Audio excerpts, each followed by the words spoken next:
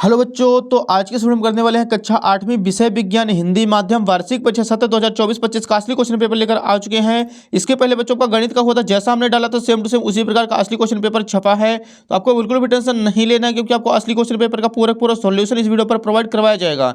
यदि आप इस क्वेश्चन पेपर को सॉल्व कर लेंगे, 100% गारंटी है कि आपके 60 में 60 नंबर आने वाले हैं।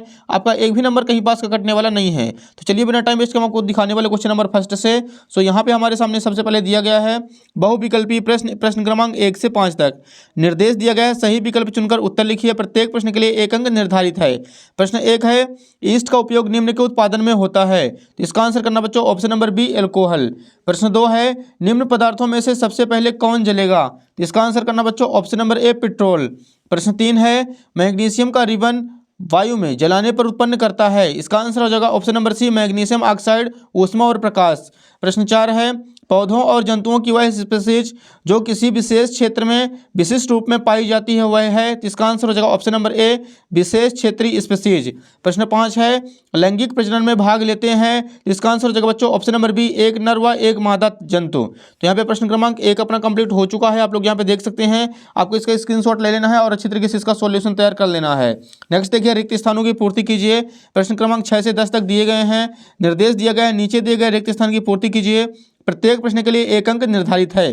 प्रश्न 6वां है, कास्ट कोयला वायु में जलकर कार्बन डाइऑक्साइड और ऊष्मा उत्पन्न करता है। तो 6वें का आंसर हो जाएगा ऊष्मा।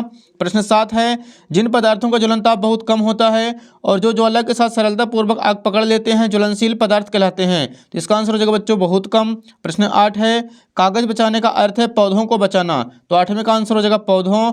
प्रश्न 9 है, वह निषेचन जो माता के शरीर के अंदर होता है आंतरिक निषेचन कहलाता है। तो 9वें का आंसर हो जाएगा आंतरिक। प्रश्न 10 है, लड़कियों में मासिक धर्म चक्र की शुरुआत मोनिच कहलाती है। तो इसका आंसर हो जाएगा मोनिर्च।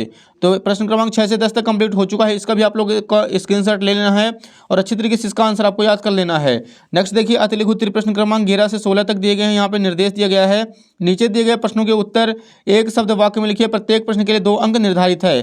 प्रश्न 11 है, शिशु एवं बच्चों को टीका क्यों लगाया जाता है। प्रश्न 12 है, अपने बहुत अधिक व्यावसायिक महत्व के कारण किसे हम काला सोना कहते हैं। अगला प्रश्न देखिए बच्चों, प्रश्न क्रमांक 13 है, कोयले के प्रक्रमण द्वारा 3 उपयोगी उत्पाद के नाम लिखिए। प्रश्न 14 है, किन्हीं 2 राष्ट्रीय उद्यानों के नाम लिखिए। प्रश्न क्रमांक 15, मरुस्थलीकरण कब होता है। प्रश्न 16 है, मनुष्य में गुणसूत्रों की संख्या कितनी होती है। अगला प्रश्न देखिए बच्चों, यहाँ पे लघुत्तरीय प्रश्न दिए गए हैं 17 से 22 तक।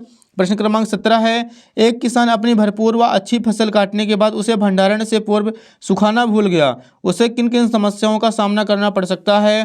प्रश्न 18 है, रसोई गैस को जलाने पर कोई आवाज़ नहीं होती लेकिन पटाखों के जलाने पर तेज आवाज़ निकलती है, स्पष्ट कीजिए।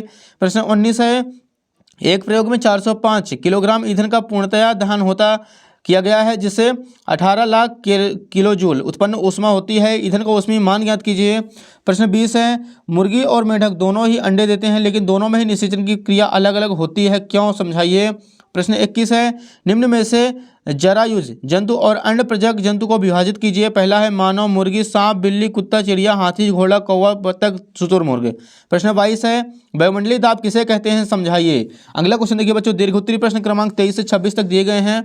नीचे निर्देश दिया गया है, नीचे दिए गए प्रश्नों के उत्तर 70 से 80 शब्दों में लिखिए। प्रत्येक प्रश्न के लिए 5 अंक निर्धारित हैं। प्रश्न 23 है, गेहूं की फसल उगाने के लिए इन प्रक्रमों का सही उपयोग करते हैं। कटाई, गेहूं का भंडारण, सिंचाई, खरपतवार से सुरक्षा, खाद एवं उर्वरक देना, बुवाई, मिट्टी तैयार करना। प्रश्न 24 है, निम्नलिखित को हितैषी और हानिकारक सूक्ष्मजीवों में वर्गीकृत कीजिए। पहला है ईस्ट, मलेरिया, परजीवी, लैक्टोबैसिलस, रोटी की फफूंद, राइजोबियम। प्रश्न 25 है, संतति का लिंग निर्धारण किस प्रकार का होता है, विस्तार से समझाइए। प्रश्न 26 है, पहाड़ों पर वायुदाब कम क्यों होता है, कारण सहित लिखिए।